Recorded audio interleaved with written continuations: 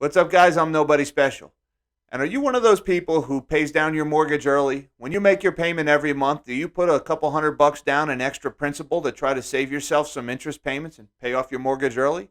Well, if you are, I want you to knock that off right now. We're going to run the numbers and get into why you should never pay down your mortgage early. You ready? Hit it.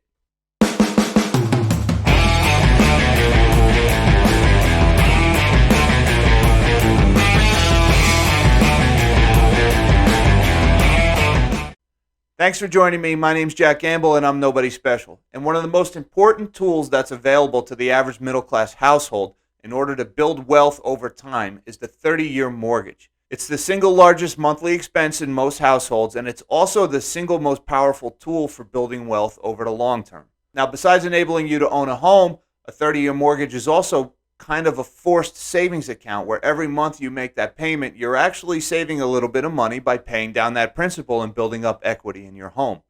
Now, a lot of people are tempted to fill in that box and add a few $100 every month when they make that payment so they can pay their mortgage down early. But that is actually a terrible, terrible idea. Now, let me preface everything by saying I'm not a financial advisor. I want you to do your own research, your own DD, and arrive at a decision that's right for you based on your unique situation.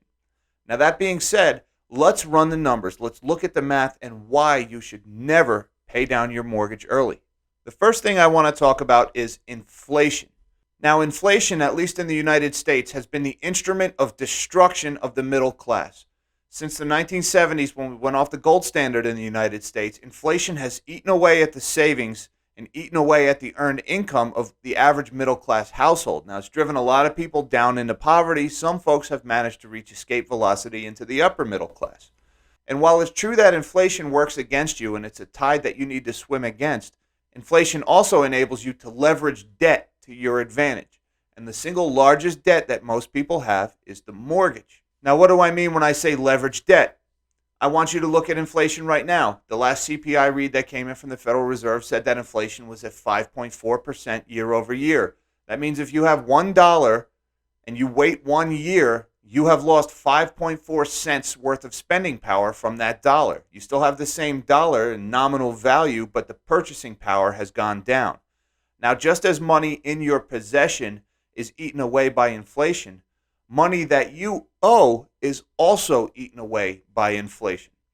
So if you owe $300,000 on your mortgage, at the end of 1 year, that $300,000 is worth 5.4% less.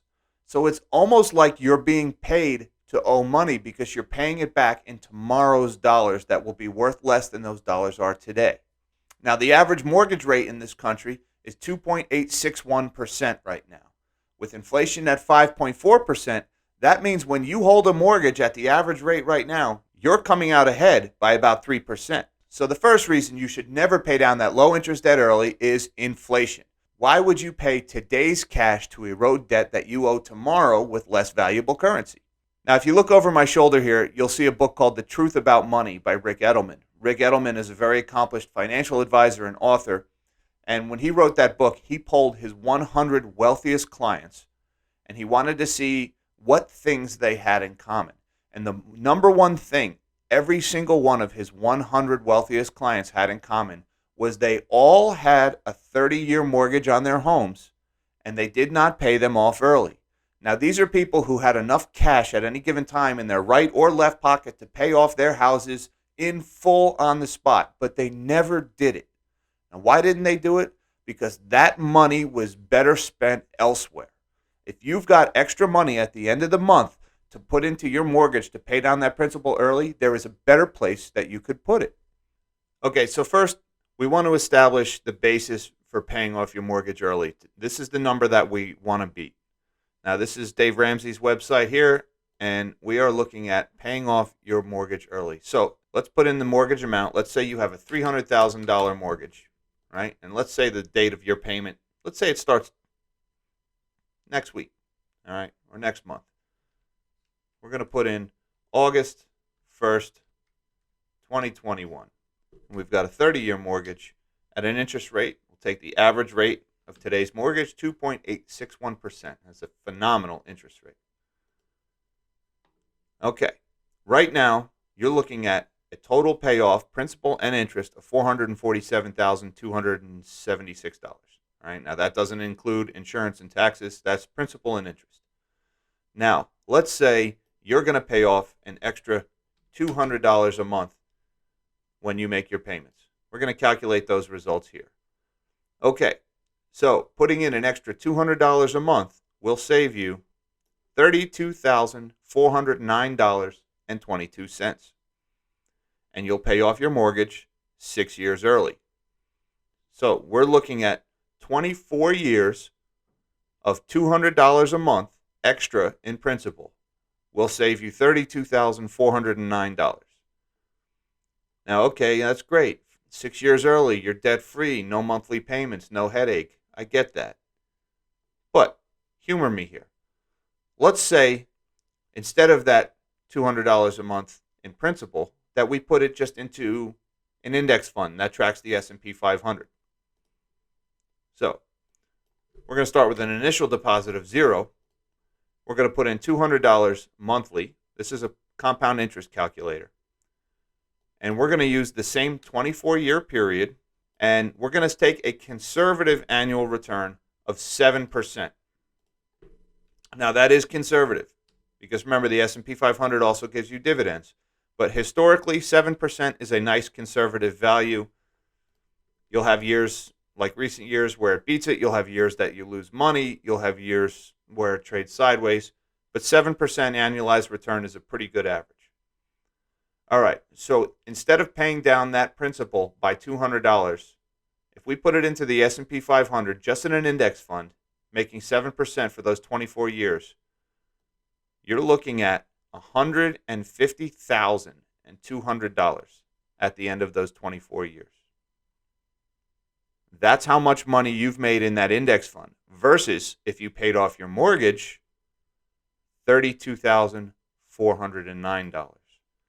You're talking about a difference of almost $120,000 over those few years. And that's to say nothing about inflation. Now, the other thing I want to draw to your attention is over here on the mortgage side, this $32,409 that you're saving, that is interest that you're saving. That's mortgage interest. And what is the biggest deduction on most people's annual taxes? Mortgage interest. So that $32,400 that you're saving in mortgage interest, that's tax deductions that you're losing over those years. So right away, if you factor in that this is a tax deduction you're losing, conservatively, you can shave another $6,000 or $7,000 off of this $32,000 number because you're losing that tax deduction. Again, this is not even close.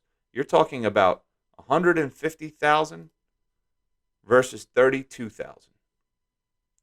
And this is why the wealthy do not pay off their mortgages early, because it doesn't pay to pay down your mortgage early. If the bank is going to loan you money at 2.861% when inflation is 5.4%, take every penny they're willing to offer you and put it over here or somewhere else where you're going to return more than that. Again, not financial advice, but the numbers speak for themselves. Now, that math that I just showed you is just one example using an index fund that tracks the S&P 500 earning 7% annually. There's plenty of other investments out there, real estate, gold and silver, where over time you're going to make more than that 2.861% interest that you're paying on the mortgage. Just about any investment class is going to pay you better than that interest on the mortgage is costing you. And that's why the wealthy never pay off their mortgages early, because it doesn't make sense to. The fact is, in today's debt environment, most people should not be looking at how do I pay down my low interest debt.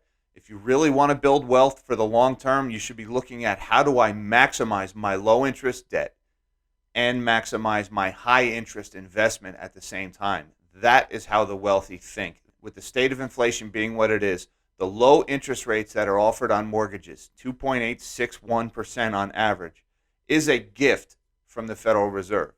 While they're destroying your savings, while they're devaluing your wages for your labor, the one advantage is They're giving you access to cheap money, and that's a gift you shouldn't return. They're going to lend you money for 30 years at 2.861%. Take every penny they offer you. Don't pay it off early. Let it ride for 30 years. Guys, I want to thank you for your time. Thanks for coming and checking out this video. If you liked it, please give me a thumbs up. Consider subscribing to my channel. Hit that notification bell. It would really help me out. In the meantime, live small and dream big.